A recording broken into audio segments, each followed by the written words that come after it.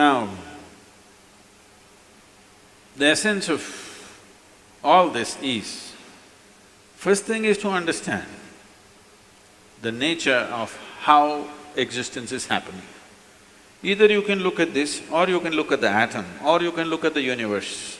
If you want to look at the universe, it is complex, it is difficult because you don't have a gallery seat, you know. There is no… it is not like a stadium, you can sit somewhere and watch the whole universe. Very difficult, you can only see it in pieces. If you want to watch an atom, nobody has seen an atom, do you know this? Do you know this? Even in a super electron microscope, you can't see an atom. We have observed its activity, but we have never seen an atom as such. But we have broken it. We are capable of breaking things that even we cannot see. That's our… we are very proud of this these days. We can break anything. We can make it or not is a questionable thing, but we can break anything we want. Even if we cannot see it, we can break it. Now, what you see and what you do not see itself is a very dicey thing in the sense, what is it that you can see? Right now, can you see my hand? Yes. You can see my hand only because my hand stops light. If my hand did not stop this light, if it allowed light to pass through, you wouldn't see this hand, yes? Or in other words, right now your visual apparatus can see only those things which stop light. Anything that allows light through, you cannot see it. You cannot see light itself, first of all. Can you see the light that is here? No, only whatever stops light, you can see it. What does not stop light, you cannot see it. Very bad, isn't it? You must be able to see all those things which allow light to pass through, because they are important things. But right now your visual apparatus are trained to see or capable of seeing only that which stops light. So the whole process of seeing life the way it is means, first of all, evolving an eye, a thoughtless eye, an eye which is free of thought. When I say free of thought, it is free from the taint of memory. Right now, these two eyes are heavily loaded with memory. So you can see this. If you see a group of people like this, if you just casually look like this, if among these hundreds of people, if there is one face that you're familiar with, you will see suddenly that face sticks out. Have you noticed this? Have you noticed this? You're going in a street, there are 100 people standing there. Your friend is among that. If you look here, just this friend's face is more clear than the rest of the faces, because this eye works with memory. The more memory you have, the better it sees. No memory, it cannot see. Memory means an accumulated past. Memory means information. Memory means that which does not exist but acts out as if it does. Memories are more real than reality, isn't it so? Yes or no? See, I want you to understand, everything in your life is run by memory. Not just your computer stick, everything in your life. When I say memory, not just what you carry here, your very body is a body of memory. Why, if you eat a banana, it becomes a masculine body, and if she eats a banana, it becomes a feminine body, is simply because of the memory that it contains, isn't it? The information that is stored in this body and that body is different. Same banana, it becomes a man, same banana, it becomes a woman. Yes or no? Huh? Are you eating different types of bananas? Same thing, same food if you eat, it is becoming one way. In one person it is becoming dark skin, in another person it's becoming fair skin. How? The memory that you carry.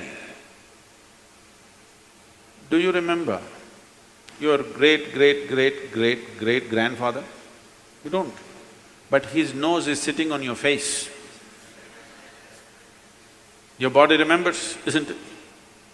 You may not have no idea who it was, but your body remembers even today. 1,000,000 years ago, how your forefathers were, still it remembers, isn't it? So what you call as my body is just a body of memory.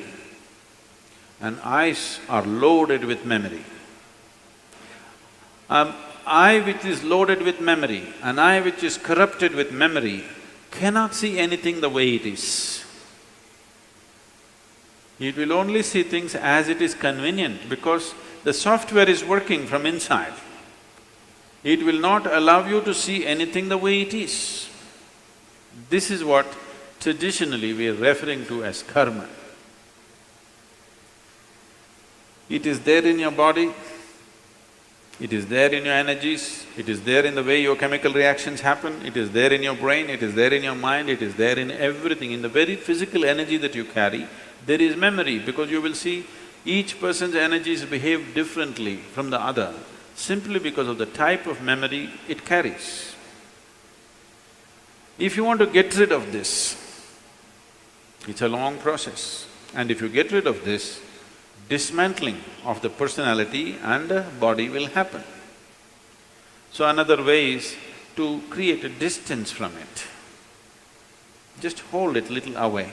When you want to play with it, you play with it. When you want to switch it off, you must be able to switch it off. So for this, an external view is needed. Right now, your ears are loaded with memory, your eyes are loaded with memory, your tongue is loaded with memory. Why? If you are born in Karnataka, if you go to North India, food doesn't taste good, is because the tongue is loaded with memory. Yes or no? Have you suffered this or no? You went north and they said aloo bhaji, aloo aloo matar, aloo palak, aloo parota, aloo, they said. You couldn't stay there because your tongue is loaded with memory. It wants the same things back, otherwise it will suffer. So what being loaded with memory means is, a cocoon of the past is holding you. It will not allow you to even move into the present. A cocoon of the past holds you, and you allow it to do this because it feels safe. It creates a cocoon. There is safety, but in safety, there is also imprisonment. You're really safe if we lock you up in a safe, isn't it? But the problem is you can't get out. That's the whole problem. Walls that you build as self-protection, they also become the walls of self-imprisonment. That is the nature of life.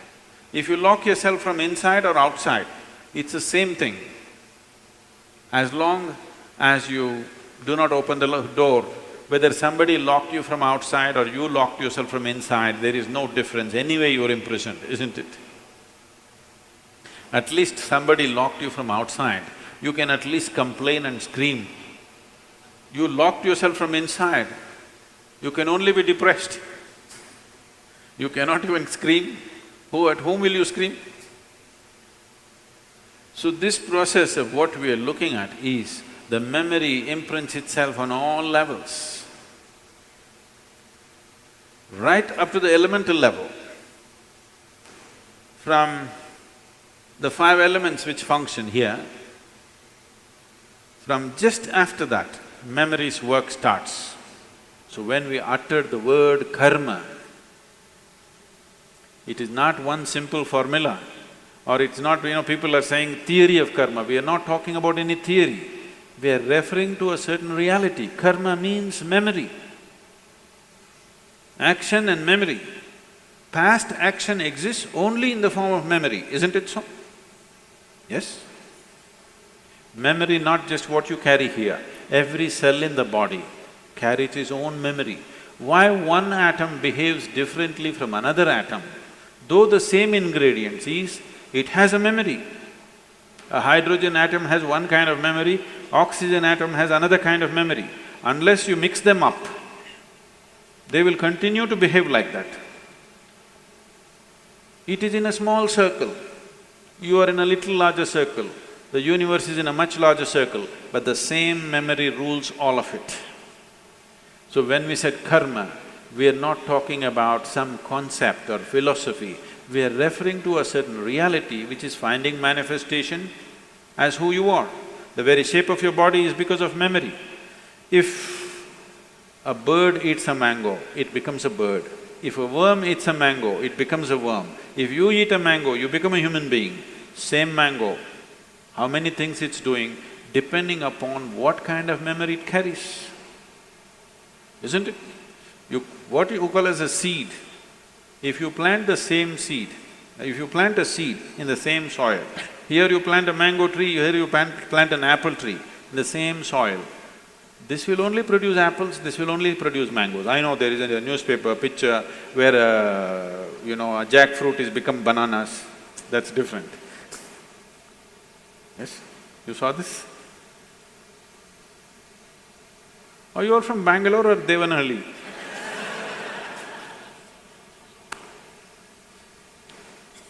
No, you didn't see this? A bunch of bananas are coming out of a jackfruit for some reason. And that's a freak. And that's happened because of some mix-up. We don't know who did the mix-up.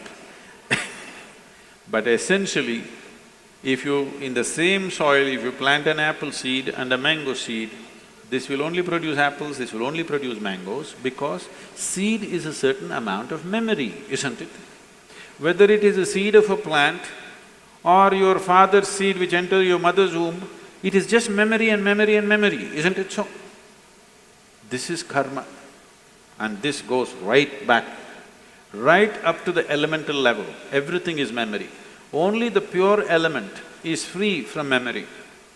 So the idea, when we're starting off Bhutesha, because that's the most important thing, that he mastered the elements, that's why we bow down to him, because he mastered the elements, he has an eye which has no memory, a taintless eye which sees everything just the way it is. So yoga essentially means developing an eye which is not contaminated by memory, which simply sees.